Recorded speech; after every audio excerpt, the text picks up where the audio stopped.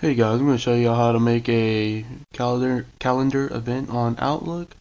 So once you first log into your Outlook account, you can go ahead and press new event. I'm going to make one for today.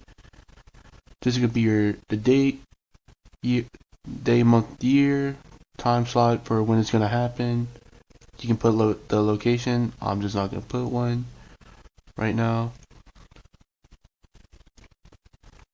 You can put a title for the event, like let's say there's a UL basketball game.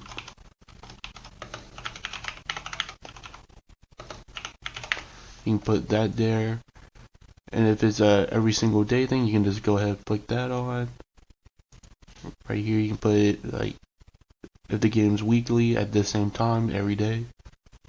You can put like daily, select the days, weekly, monthly, yada yada. And you can put a reminder for before the event starts. You can put a 15-minute or any time slot you need. And any details you can put right here, like remind friends, because maybe they want to come with you. You never know. And yeah.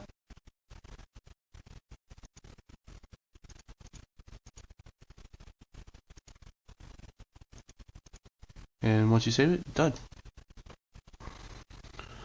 I'll also show you how to see the advanced settings in Outlook. To see the advanced settings, you would go to your Outlook page, press the settings in the top right,